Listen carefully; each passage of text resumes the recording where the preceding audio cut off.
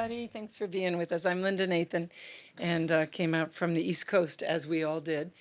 And my role today is going to be sort of the moderator with these amazing people to my right. So Ayesha Hoda was my graduate student, and we designed together with a whole lot of other people. Mr. Bradford's in the back documenting a new middle school for a Boston high school. And Ayesha is now the leader of that middle school.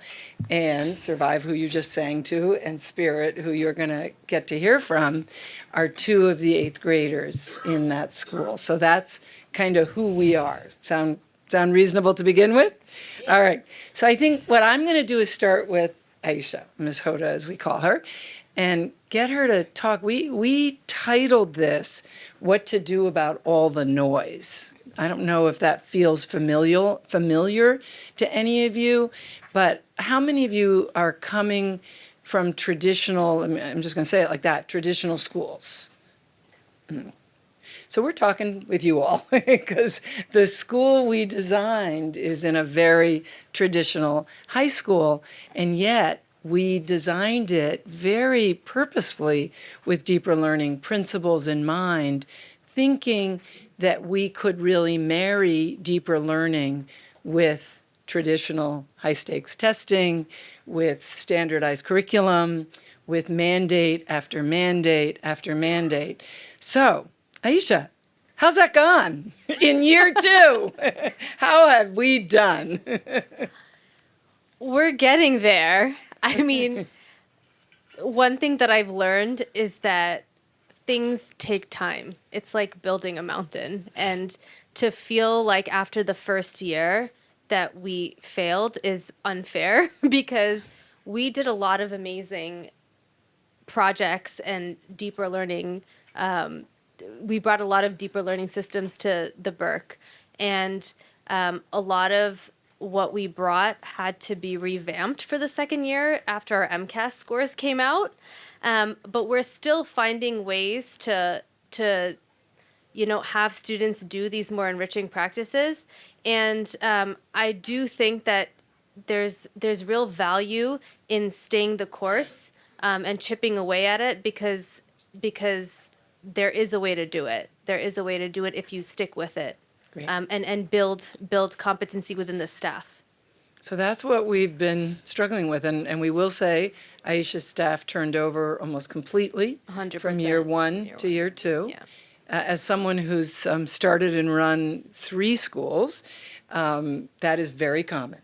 That is very common. So when Ayesha was like, oh my God, this is what happened after the first year, I was like, it's all right. Yeah. You're going to build it again, and you're going to build it again. It takes really 10 years to build the roots for a new school. But I appreciate the way Ayesha set it up, so I'm going to turn to Survive and Spirit and ask them to help you all, or all of us, think about what have been some of the projects that you all have done in school that have been maybe a little bit different than what you think you were used to before. You want to go first? Yeah. So one project that we worked on, does it have to be like this year or like last year? No, it can be last year too. Okay. Yeah. One of my favorite projects that I think we worked on was probably our mapping our identities. Mm-hmm. So in each class we had, we were working on mapping our identity basically. So for example, in ELA class, we read this book and then we basically had to like map our identity of how the book mapped their identity. So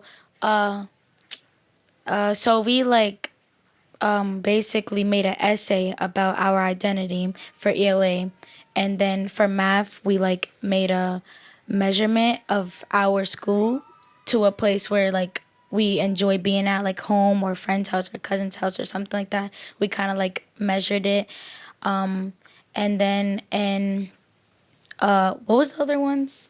Well, that maybe like, Spirit you want to say. Yeah, and like history we did like graphic, no, in art we did like graphic, and then we kind of like made like our own like house basically. Like we just kind of customized our posters and like mapped our identity, and like everyone came then and watched us in the library kind of like talk about what was on our poster and why this was there and why we chose this spot. And like it was a kind of good moment. Like everyone was there families, teachers, and it was just like a fun time to like be around people and kind of like talk to like other people about myself basically. It was good.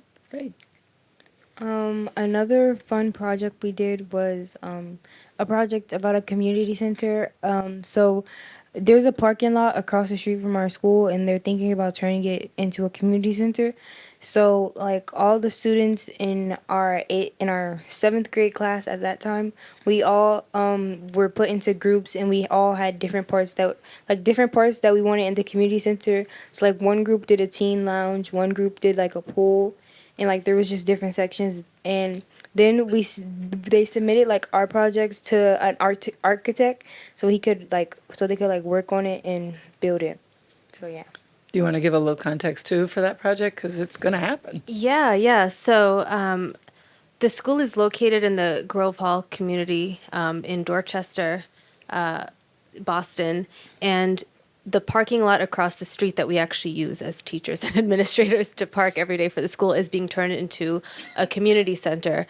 And so we thought this would be a perfect opportunity for students to have a voice in designing this for themselves, since they'll be the ones using it. And so we all 4 teachers, we have 4 teachers in the middle school for each subject area. We started meeting after school once a week to design this project, where students would propose a physical space, a business out of the community center, or some type of class to be run out of the community center. And there was a lot of flexibility in topic, but there were specific skills that we wanted students to learn, which was to write a proposal to back up, a claim with evidence. This is an important thing for the community center because X, Y, and Z. And so students did research and wrote out proposals. They also created budgets, which tied in math. And once they did extensive research on community centers in general. What are the needs of the community? They did surveys and research on what already exists, what are the gaps. And once they compiled their ideas, we created different groups so students could work in teams. And they actually presented their ideas to a panel of stakeholders. So they presented their ideas to someone who was in the mayor's office, somebody who was working with Boston Public Schools, but in partnership with the Community Partnerships Department, and an actual architect that's working on the project. And they presented their plans, and Linda actually came. I don't know if you want to talk about Very it. impressive. Well, I think, one of the things I wanted to kind of hold up, and I'd love to hear us all talk about this a little bit, when we founded the school, we didn't have a sense of who the kids were. We didn't know these beautiful young women.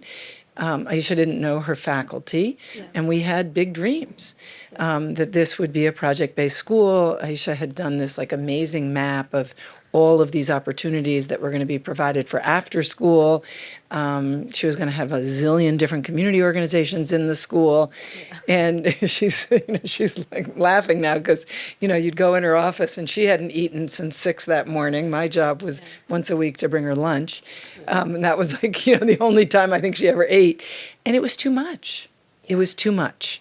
So we went from that first year of sort of projects all the time, after a zillion choices after school, to this year that we're in now, which I think is more reasonable, where we're not thinking that way. And I don't see that as lack of success. I think of that as we kind of grew up and became realists and realized, project-based learning, these community projects, if you can do, I remember when Ayesha said to me, we're going to do this 3 times a year. And I thought, okay. And if we do it twice a year, that'll be great. And if we do it once a year, that'll be great. And that's not failing. So, do you want to say something on that? Yeah, I think it's strategy. There you go. And so when we designed this school, we weren't considering all the constraints within traditional public schools in urban settings, which was number one, we're getting a lot of new first-year teachers that don't have experience teaching these new curriculums that have come out since the pandemic, which have pros and cons. But the one thing that stands out is a lot of it is new. So even if you did teach in the past, you're still having to relearn a whole new way of teaching. A lot of our teachers in these under-resourced schools are on emergency licenses. And there's a lot of like classroom management challenges due to a lot of the trauma that a lot of our students have faced in their lives. And so on top of all of this, the planning time is not there. So we have these grand ideas about how to, do deeper learning, but the infrastructure is not there to be able to give teachers the planning time to, first of all, create these experiences, but to also do the work of good teaching, even if we were not doing projects, which is space and time to actually differentiate for our English language learners, with our students with disabilities, or for people who might not be English language learners or on IEPs, but are still at a second or third grade level because, the system has failed them from a younger age. And so I think strategically what we did was say, okay, if we are trying to keep teachers, because this is what is really needed, if you keep turning over every single year, there's no way to build a program. So let's let the teachers get really good at learning and internalizing this district curriculum that they are mandated to use. And let's find ways to push in elements of deeper learning. Like, look at the curriculum, learn it, and let's add a launch to get kids excited. Let's add some type of showcase of learning at the end. Let's try to see what task within this unit can feel authentic to the kids. And I think that's where we've moved. Yeah. And what did you two say? Just how's this year compared to last year? This year compared to last year is, I feel like, way more organized. We were kind of like all over the place last year with like a lot, from teachers like down to all of those students.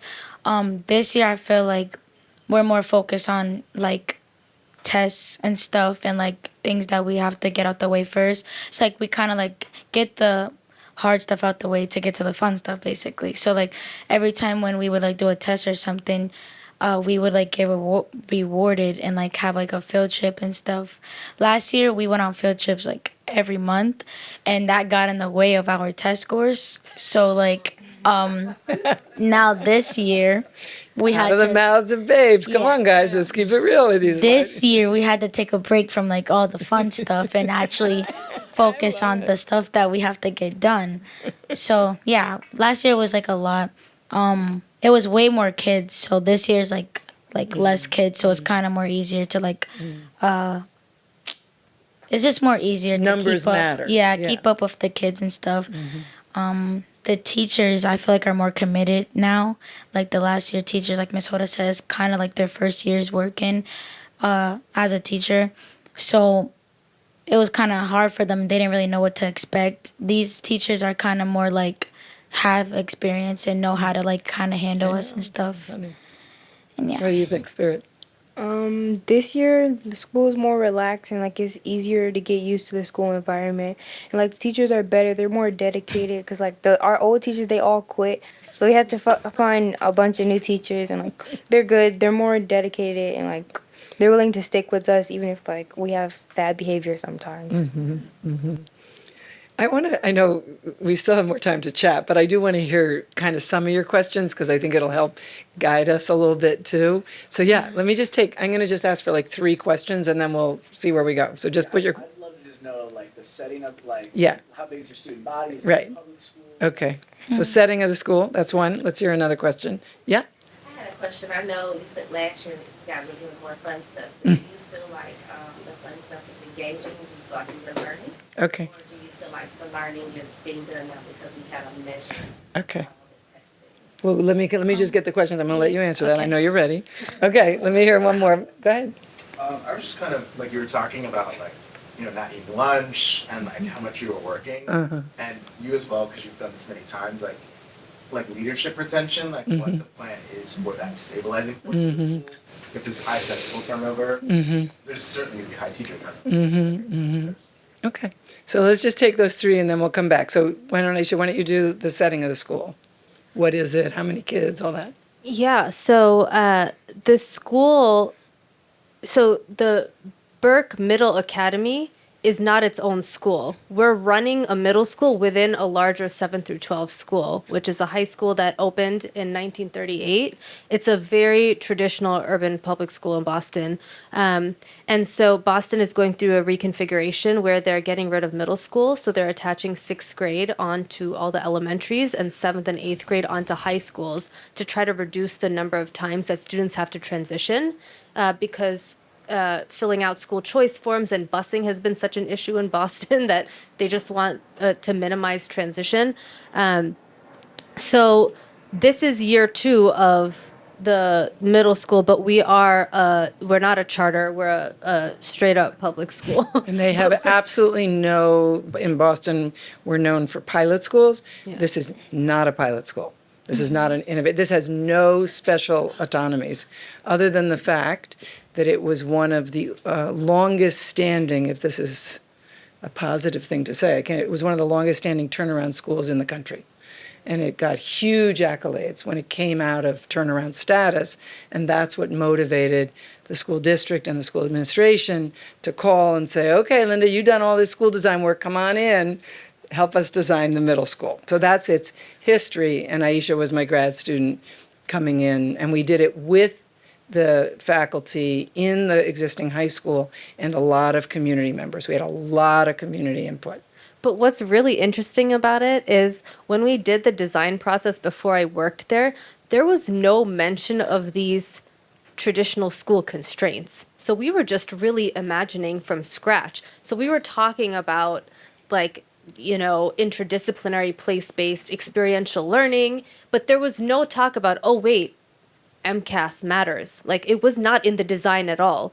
Or you can't collapse disciplines because you have certain requirements for licensure. Like none of this was part of the conversation when designing. So when we went to implement this design, there was a quick wait, here's the district curriculum. And We were had whiplash. yeah, in September, but we were like, oh, wait, this wasn't even mentioned as a constraint. We were trying to write our own curriculum, So that was a really interesting process to go from designing from a blank page and trying to bring it into a system and then suddenly learning that there's all these constraints. Yep. So let's take the question. I think it's a great one for you guys because you were both yeah, I want to answer that one. Yeah. So this tension between the fun stuff and engagement and the way you guys described it as the stuff you have to do. You called it the hard stuff, both of you. So can you talk a little bit about that? For me, personally, I think even though there's less field trips, I still feel like the school is still entertaining and fun because there's still other stuff implemented. Can you give an example for you, Spirit, something that?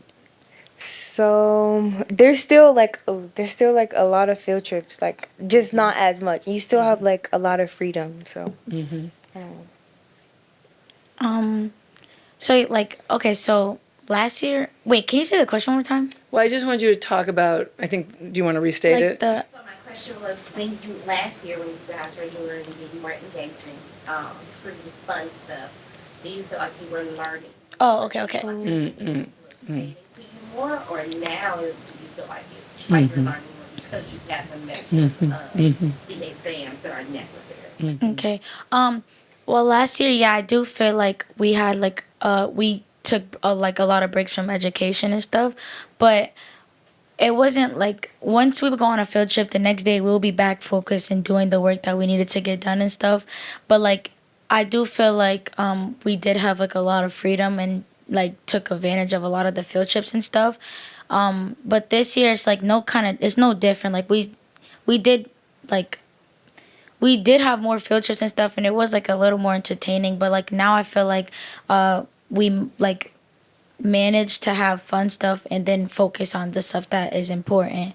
So it's we still go out and we still go on field trips, and then we still are on top of MCAS and focusing on the tests that we have to get done and stuff. MCAS is Massachusetts high stakes. Yeah. You don't graduate and you can't, can't graduate from high school without a certain score on the MCAS. So that's why, I mean, it's like, it matters, right? Yeah. Okay, so there was a question about leadership and retention. That was what you're curious about? So I can just say in the Boston Public Schools, 3/5 of principals turn over every year. Let me do it again, 3/5. So the fact that Ayesha's in her second year, as the leader is like a really good deal. Now, obviously that was, I was in the Boston Public Schools for 38 years. I'm a unicorn. My younger colleagues, this has become a really, really difficult profession because no one is paying attention to retention, to well-being, to eating lunch. And one of the things that, was the reason I stayed in leadership for so long is I was always a co-leader. I never led a school alone. I led with a co. And people are always like, what? How'd you do that? We did it. And I would never recommend anyone being a leader by themselves because the work is too hard. And I think that's one of the reasons I lasted so long. Yeah. So let's hear other questions. What else is surfacing for people? Yeah. I'm curious about the purpose of the identity project. Like, was that also not just to explore your identity, to help influence staff members about the needs of our kids instead of, well, all schools are just going to do it this way? Okay. So we'll do the identity project. That's good. What else? What else is coming up for people? Yeah. I thought you could talk about some of the field trips and how they connected to what you were learning. Yeah. Saying that they were fun, but I bet they were somehow. Yeah. Yeah. Angela, yeah. I would love to hear about the plan for developing teacher competency. The plan for teacher competency. Go ahead.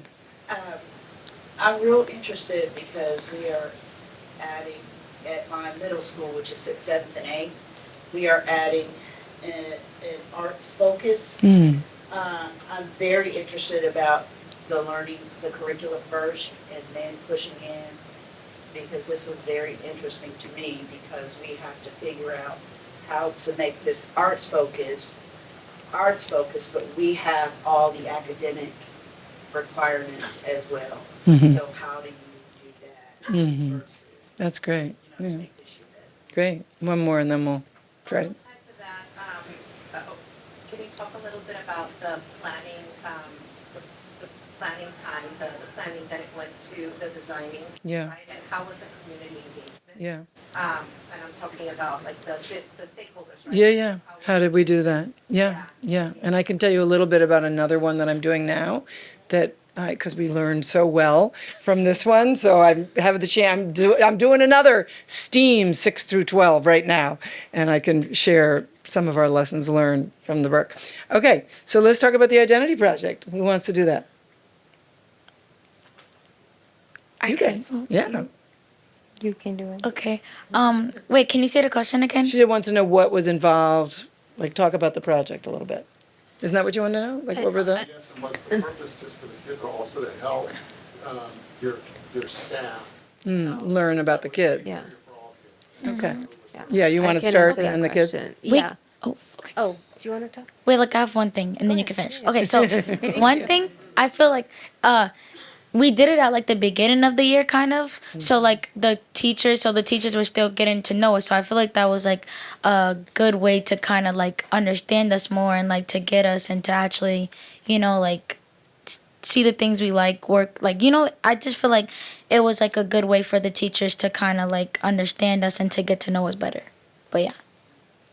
So over the summer, we did this exercise where we mapped out like a calendar from September to June and put out all the standards for all six subject areas if you include art and PE health on top of each other for each grade.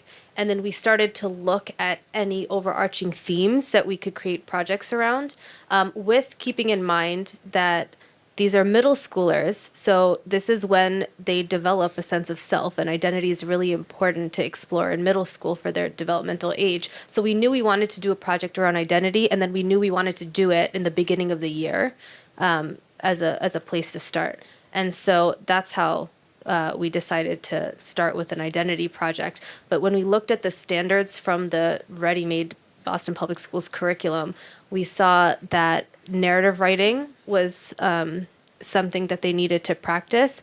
But in social studies, they were learning about geography and how geography affects culture. And so we decided to bring in how where you live affects how you live and who you are. And in math, they were learning proportionality. So we used scale maps for them to like create maps to learn how to create proportions to draw out maps from the place that they chose in their community to the school. And then, of course, they decided to display their identity in visual form in the art class. So that's how we. And you have, I mean, I think people could email you if they wanted the actual project, because it Yeah. was very well done, in terms of the way it was thought through. Yeah. I can And say and that. that's one thing. Like we had time Right, to do that in the beginning. right. And then that kind of deteriorated as Right. more and more demands were at play throughout right. the year. Yeah. As more testing came in, it became more difficult, Yeah. Yeah. honestly. So do you want to talk about field trips? Yeah. Yeah. we do. You want to, Spirit? can- What were your? We can both talk about. Okay, so I'll do. Okay, so like, okay, one field trip I feel like was like probably everyone's favorite. Like if you ask us, our whole school, well, the whole middle school, what was our favorite field trip? It'll probably be Hale. It's like an overnight me camp, die now. basically, and it was like okay, one of them. No, I'm so happy to hear, because I know Nope. how well you all behaved there. No, yes, it was like okay, so it was just one of them. So it was overnight, and we did one thing. I feel like that field trip had to do with education. Is like, well, not really education, but it was like a lot of teamwork that we had to use and like bonding that we had with each other. So like, we were taking time for school and like learning and stuff, but we were all like bonding together and like learning how to do stuff on our own. Like we had like compasses and we had to like find our way back, and then we were like, it was just like we were all together. So it kind of made us all bond and like have teamwork with each other. Like we took a midnight walk and we had to do like trust walks, and like one would be blindfolded and we would have to like walk with them. And I just feel like it was like a good time for us all to get together. So it's like whenever we go on field trips, it's not like we're just like we're doing it to get away from like all the work and stuff, but it's like it's also fun, and I feel like it's also like I don't know. It's like it's just fun to do. We have like a lot of all the field trips we go on. We always like work together and like always do stuff together, which makes us all come together. And that's why like there's not always like so much fights and arguments at school, because like everyone's friends. So it's like yeah, I feel like that's a good pro about our field trips. A lot of the field trips we went to were like colleges. Those like we interacted a lot, especially at that time. Like the 8th graders and 7th graders were like they did everything together, and so yeah, we went on a lot of college field trips. It was just like a lot of teamwork. Yeah. And like one more, it's not like really a field trip because we're still inside the school, but we have like these things that we used to have like every month. Explore Wednesdays, but like this year we had to cut that down too. But like yeah, it's like Explore Wednesday, so we would like explore different types of, what are they called again? Like Themes? yeah, like yeah, basically. So we would all go into the auditorium and like agree on a theme of what we wanted to, like see. So say if like okay, so there's one we chose to do sports because like everyone in the middle school loves sports. So we had like wrestling, and then we had like basketball, and then we had soccer, and it was like different stations that we took a whole day off, all from learning and stuff, and like regular classes, and we would like all go together and like do a sport together. Like we would all play basketball for like some time, and then we would go move on to soccer, and then we would just all do it together. So I feel like that was like also fun. We did like science, and we learned about like different types of like animals and stuff. It was really fun. But Okay. Another thing we did was like everybody in the 8th grade had gotten a job. So like basically in Is the apprentice learning? Yeah. apprentice learning. yeah, it's called apprentice learning. In the beginning of the year, we all just like we got a little paper and talked about like what we wanted to do when we got older. So everybody, based off what they put on the paper, we all got into groups. And like some people worked at like a restaurant, like a place in Boston called Sun's Pizza. Some people worked at Reebok, and like we would travel like with a group in groups like with students, and we would travel to like our workplace. and like we would learn like real life skills like that you would need to like how to do a resume and like stuff you would need to do when working. Yeah, they were And at the basically. end they paid us at the end they paid us $200. Wow. Yeah. Wow. Basically, it was just like I forgot what I was gonna say. Wait. Basically, it was just like understanding of like what are you gonna do when you get older? Like basically, like The world what's of work. yeah, basically they're just getting us ready for when it's time to get a job. Now I know how to make a resume. Yeah. I just want to add to that sports exploration. We also brought in a sports agent. Oh yeah, like because- coaches and stuff. and we brought in a sports writer, a podcaster to try to do interactive workshops with Yeah. them to explore the world of sports. But then we had an arts focus, a STEM focus. There were different themes that they decided on. Okay, can we talk about the mental health thing? Yeah. Oh yeah, so we had this mental health day. Like we have like there was this mental health day, and like a nail tech came to the school, and like other. But that was one of the days. There was a mental health day, and like a nail tech came to the school, and like a bunch of like different people came to the school, and yeah. The mental health day that I was talking about was last year. And it was like I feel like it was like way more powerful than the one we had this year, because this year we were just like having fun and stuff, and like just kind of taking a break from like, you know, the test that we just had and stuff, and like getting together, which was fun too. But the one last year I feel like stood out the most because we had this man who came and performed like suicide prevention, and like was telling us about his story and stuff, about how like, you know, how he was healing and stuff from stuff that he went through. And I feel like it was last year. And it was like powerful because it was like all of us together in the auditorium, and then he was like telling a story and like rapping for us and stuff. And I felt like it was like basically just like, I don't know, it was like a break basically for me, and I kind of like felt him. So it was just like, it was like really heartwarming. And then we like the janitors were kind enough to take all the bleachers out the, wait, what are they called again? The lunch tables out the cafeteria, and we made a whole skating rink, and we were all skating in the cafeteria with like snacks and stuff. So I feel like another cool thing about our school is that I don't know no school that kind of does the things that we do. So I feel like that's what stands out more, like the different activities we have and stuff, and opportunities we get. And yeah. And also this year, we did like a manhunt where we were all on like the first floor of our school, and everybody would hide, and then the teachers would come find them, and then they had to tag you, and you had to run like to a base before they got you, and that was I explored new things. I never knew we had a basement that was like Oh yeah, filled she was hiding in the with basement. a whole lot of like salt to take the snow out. I did not know like we had all that. It was crazy. So I'd like to give a little context. So there were like two different purposes for trips and these experiences. So one was meant to actually be experiential learning. So they went to Boston Dynamics to learn about robotics. We brought in day labs to do Lego robotics. They went to Future Chefs to learn about food. So a lot of the trips were connected to what they were learning in the classroom. Now, the problem was we did not have the capacity last year to meet with the partners and teachers and actually make that meaningful connection. So that was something that we realized that if we're not going to do it well, let's put that on pause until we have the capacity to actually make students realize that this is a continuation of the learning in the classroom. So, but the original intention was to bring in all these partners to be an extension of the classroom. So we partnered with the Elliott School, and when they were learning about surface area, volume, proportionality in class, they were supposed to be building a boat. But a lot of, or when they were learning about engineering and science, we brought in these Lego robotics people to help them design, like, I don't remember, was it a helmet? I can't remember exactly what it was. But what happened was we lost our secretary in the middle of these are the constraints, and we had no way to access money to pay these partners. And so a lot of this kind of just deteriorated. And that has been a big struggle because we spent a lot of time last year I had an intern, and this is the other thing that I would suggest if we're talking about advice, like finding people in universities nearby who want this type of experience, and then you know both people are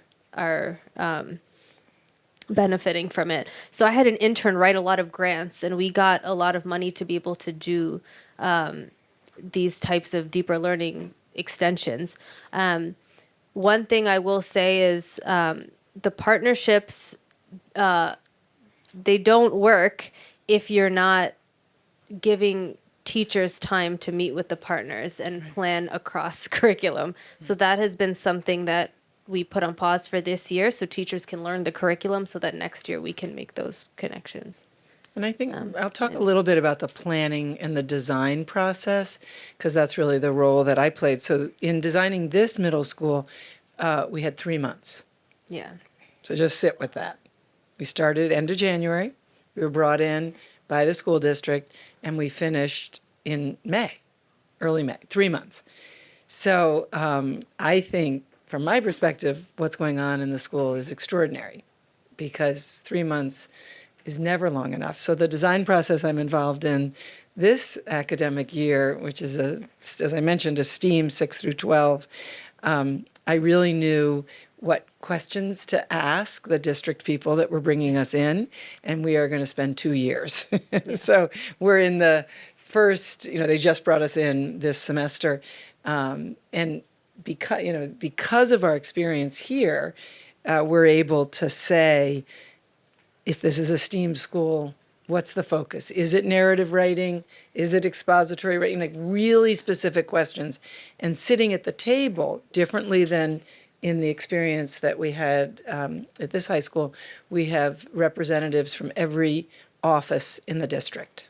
So individuals. There are school-based people, and there are teachers, and there are students on the team, which we didn't have. We had focus groups, lots of community folks. It's now half community folks. And so I think we've learned so much. So I think I can, really help people think about what does a design process look like, and who do you need at the table in order for things to move forward. But I don't consider what we did at the Burke unsuccessful. Yeah. I just consider it way too fast. And I do feel like last year, that year that they were 7th graders, that was the design year. Right. And it felt like a mess, but that was our design year, and they had so much input on how the school is now. Right. I mean, literally since day one, we were asking them what do you need, what do you want, and they had a lot of voice in designing the school, which is also why we had Manhunt. Because the other point of the field trips was we have student council that meets every week, and student council decided that they wanted monthly incentives that they get to choose. And so these less academically connected trips like Manhunt or, rollerblading, this is all designed by the student body to create more of a sense of fun and belonging in the school. Yeah. Yeah. So let's see what other questions are emerging. Yeah, we'll go here, here, here. Yeah, so I thought about with that identity project that you talked about. You said, you had a math component, you had a social studies component to it. How do you find that time to plan with cross-market planning? Yeah. So let's take a few questions and then we'll come back. So identity and planning, where's the time? And there was another question back here. So connected to this question here, I'm curious about the actual schedule and the actual teaching and learning moment when there is an intention to have interdisciplinary learning happen across subjects. And what does that mean for the teachers, constant time with students, and is there like a co-teaching or a parallel teaching moment? At the time, the teachers are a lot of the time like, this is my time to teach. Yeah. Or I really need to cover the social studies curriculum right now. So how do you kind of Okay. break that silo?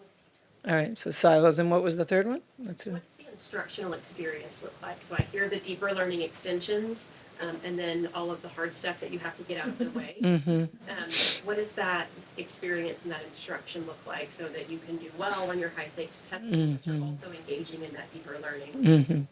Great. So let's do those. You want You want to start? Sure. So I wouldn't say that the way we're doing it is ideal. It's just the way that we can manage right now.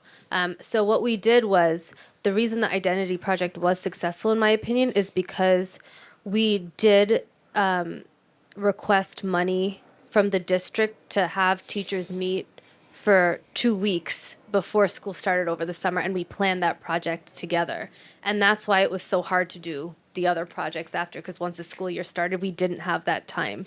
One thing that we were given by the district after the first few months was money to pay teachers once a week to stay after school for an hour, which is when we planned the other projects, but that still was not enough to make it like a six. We needed more than that. So what we did end up doing, the model that we did end up using, which once again I'm going to say is not ideal, is teachers would teach the normal district mandated curriculum for probably 2/3 of the class, and then they would apply, the students would apply what they learned to one section of the project in each of the siloed classes.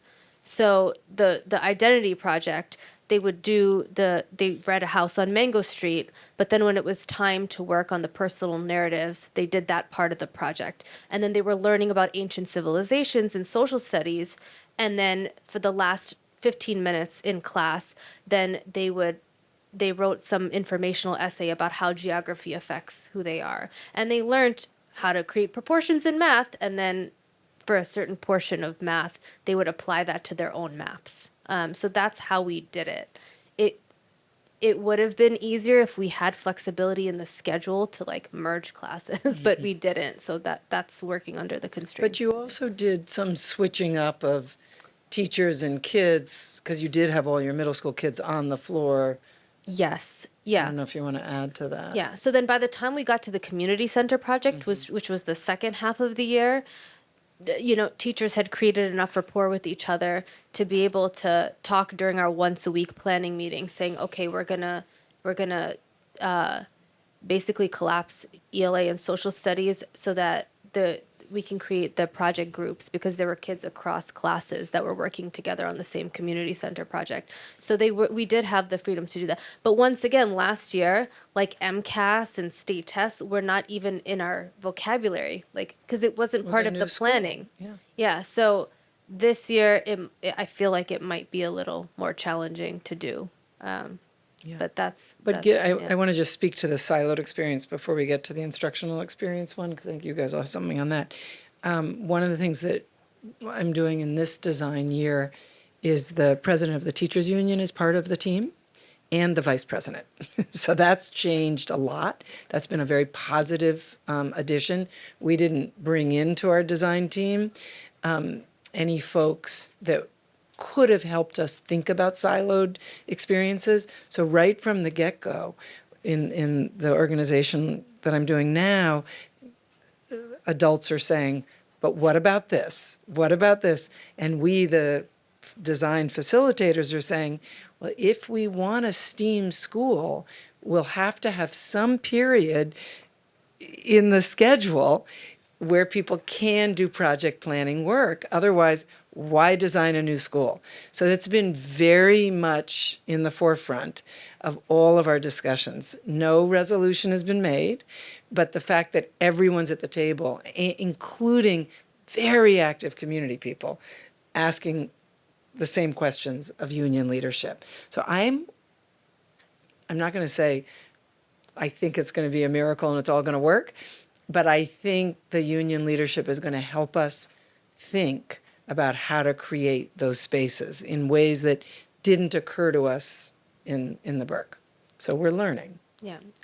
And one thing I wanted to add about like structurally how we did it is we created one binder for the project, for that end of year project on the community center. I think it was called Healthy Hearts and Healthy Minds, where we started, what we find, or something like that. That's cute. And we had larger essential questions like what is community, what are your needs, but then there were essential questions within each subject area in that binder, like how does X, Y, and Z affect your health? And then there were certain objectives under each and standards under each subject area in that binder that students had to meet. And so a lot of the readings and then the actual tasks and work, even though they were completed in different subject areas and classes, they were all living in one space so kids could kind of see how they were all connected. But once again, a lot of the teaching the skills was not through the project. The teaching the skills was through the district curriculum, and then they were implementing the skills they learned by doing the project.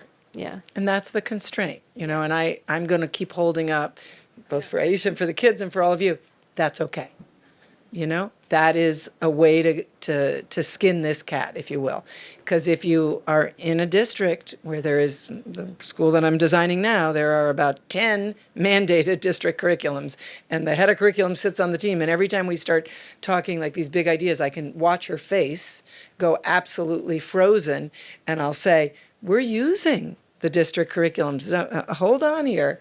We are going to use that. And we're going to figure out ways for teachers to learn to collaborate. Because what's happened in the last 25 years, any of you have been around long enough, teachers don't have those skill sets.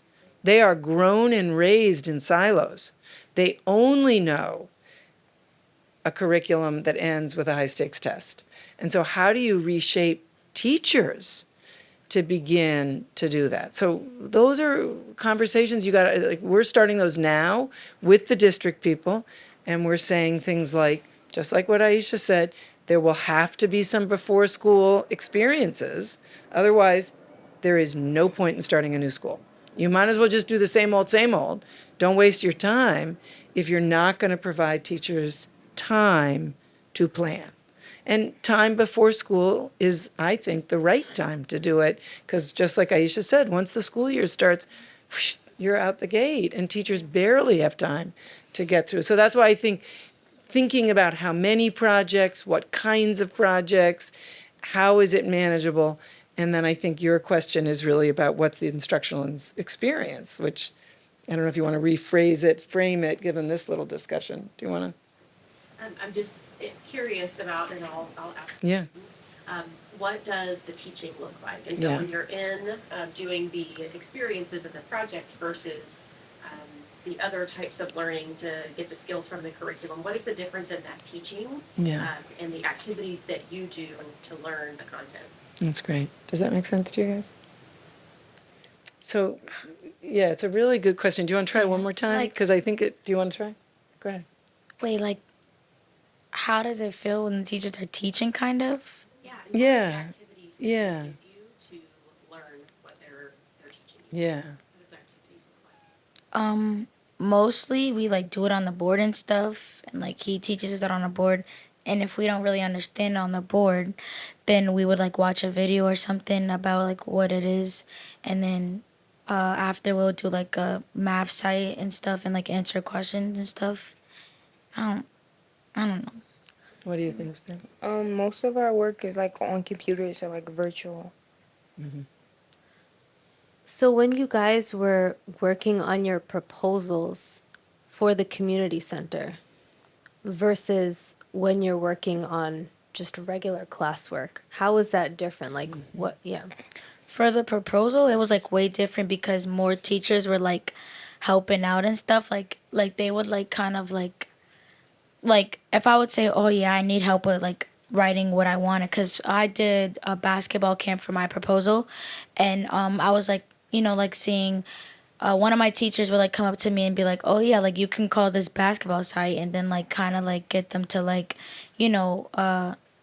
like I don't know, they would just like help out more stuff with the proposal. Like they had more ideas for it, and like for regular classes, I feel like they don't really ask enough questions. Like they won't really ask enough questions. We would like do our work and stuff and like get it done. But like for the proposal, like they wanted us to kind of like understand it more. So they would ask a lot of questions for us to get it, if that makes sense. For the proposal, it was different from normal work because the proposal, it didn't like you didn't really have to ask the teacher questions because it was like your own something that you were doing by yourself, and like it was just something you like. There was no wrong or right answer because it was like It's your opinion. just you being creative, like what Yeah. you want in the community center. So yeah.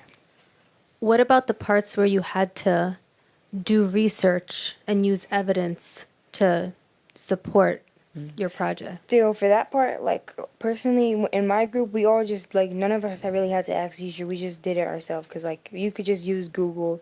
You don't have to ask the teacher like on how to use like where do you get evidence from. You could just use any site online. Yeah. For mine, in ELA, we would have like these people from like the second floor. I forgot what they were called. Writer's room. Yeah. Oh, yeah. The writers' 86 room. Boston. Yeah. They would come up and then they would like, so when I asked me like what I was working on, I told them I was working on a basketball camp for like girls. And then he showed me like all basketball camps that are like far or you would have to pay for and stuff. And I kind of wanted like a free basketball camp for kids in my school because we felt like the boys get too much gym time and we wanted more gym time as girls that loves basketball. So we like me and my other friends kind of came up with like a basketball camp, and the people from the writers room would come up and like search up different types of basketball camps around our community that you would have to pay for, or like it would be like an age requirement. So I would put that on my poster of like why we should have a basketball camp of like one that's free and like age appropriate for like every age and stuff. So yeah, I kind of feel like they helped out a lot with like social like they helped out a lot with like you know kind of getting our proposal out there. I just wanted to add, our school is unique in that there are so many community partners in this school. So it's like a community hub school. And one thing I felt coming into this school is that there are so many people here, and yet we still have all these challenges. Why is this? And I realized that there's so many community partners that have their doors open, but want students to come participate in their programming, but students aren't coming because they're in classes, And so rethinking how we use partners, like partners need to be in the classrooms or like teaching so that teachers can actually, be relieved of students in a moment so that they can co-plan. And so this project would not have been a success without bringing in partners into the classroom so that students can get personalized and immediate feedback. So there were groups of students. I think it was like 2 to maximum 5 kids in a group based on their interest and what they wanted to build. And then we had a partner with each group so that they were getting immediate feedback. The partners were curating like text so that it would be appropriate to their reading level and because sometimes if you just Google stuff, you're not actually reading at grade level or working, with high quality content. And so figuring out how to utilize partners has been key in this process. This year, instead of partners just sitting there waiting for their rooms to be occupied, we've created electives. So Spirit goes down, I think, on Tuesdays to work on a community service project. And on Thursdays, what do? You go to the writer's room and you're creating a school newspaper, right? Mm-hmm. And that has freed up my teachers to be able to have an extra planning period together, which is not on paper. Right, But right. yeah. This is like, that's the way you do it, Yeah. right? Through the edges. Yeah. So I think you've heard, I loved your questions. I'm going to sort of get up here a little bit on the balcony. You've heard about constraints and possibilities. That was our purpose today, was to give you a sense of you could do very wonderful things with lots of noise and lots of constraints. And I think I can say, as both Ayesha's colleague and former teacher and as a friend and colleague to these young students, that I'm super, super impressed with what's going on there, given how very, very difficult it is. So it makes me very proud. So I want to close for a sec with what's called in Den Talk language, final word. And I'm going to ask the students first a question, because we were sort of talking about this when we were walking a little bit. Mm-hmm. What should all the adults here know about your school experiences? Like what, if you have like 1 or 2 things to tell this group that they can take back to their classrooms and their students, what would it be? One, like I don't know if it's like the same for around here, but me and like all of my students love listening to music. So when we're in class and stuff, because last year it was a problem because people would have like headphones on and stuff, and like like wouldn't be listening and paying attention. But this year, like during the summer, before the school year started, we all came together to talk about like what we should, like how we could still listen to music and still do our work at the same time.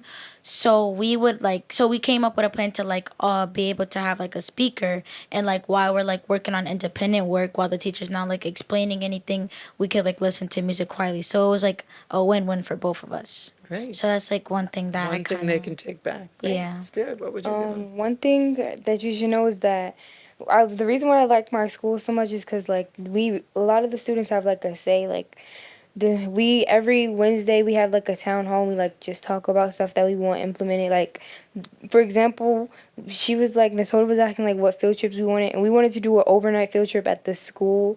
So like she, so she actually talked to the principal about it, and like yeah, he said it was okay, right? Yeah, but then some of you, do you want to talk about why you guys decided against it? I don't know what we decided against. Some of you guys realize that there's mouse catchers. Oh, They got scared. I still want like, no. I it was still so- want the yeah, field Never trip. again. Oh, It looked that'd like be he so ate the whole fun. cafeteria food, bro. And then Oh. when they that's realized that they'll be tough. sleeping on the floor, they were like, "Okay, we'll just do hail." Oh, okay. That would have been so fun. I know, but Oh, I love that But they idea. wanted manhunt, and I we know, found I a way to do know. I manhunt in the love school. that. So. How about for you, Aisha? Final word on what to do about all the noise, constraints and possibilities.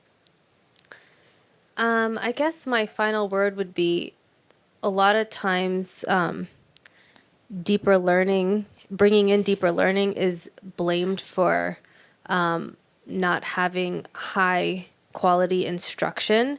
And from my experience, like high quality instruction is, even if you don't try to bring in deeper learning, is not happening in this day and age for a very different reason.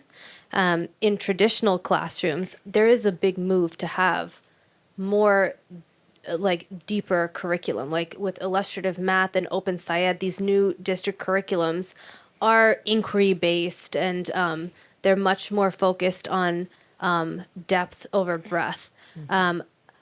But with this new push for complete inclusion, with like English language learners and students with disabilities, and then with COVID exacerbating all the difference in mastery levels,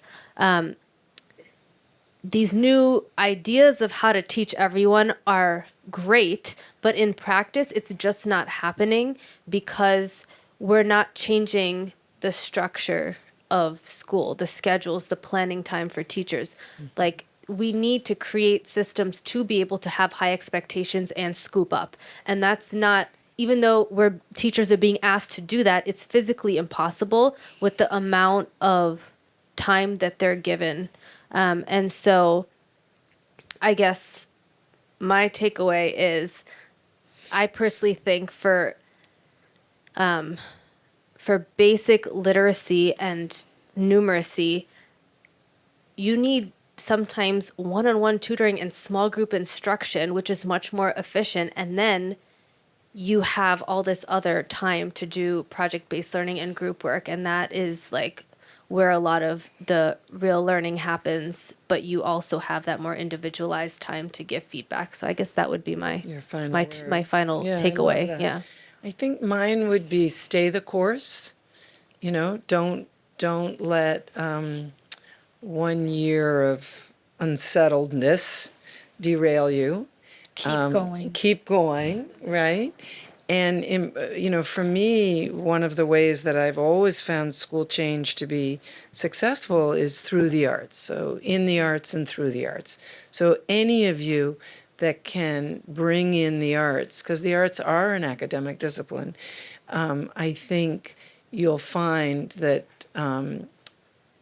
kids will be happier and adults will be happier. And that's really the key. Is we have to, we talk about joy, we talk about criticality, and we have to have time to be relationally together. So again, I'm enormously proud of my colleague Ayesha. She's just co-authored an article in March's Kappan about a lot of the issues that we have talked about today, although the school is not named. So please don't go sharing that when you go look at the article. But I so appreciate Ayesha sharing with all of you, because this isn't easy, and I super appreciate Spirit and Survive doing this. So thank you to all of you.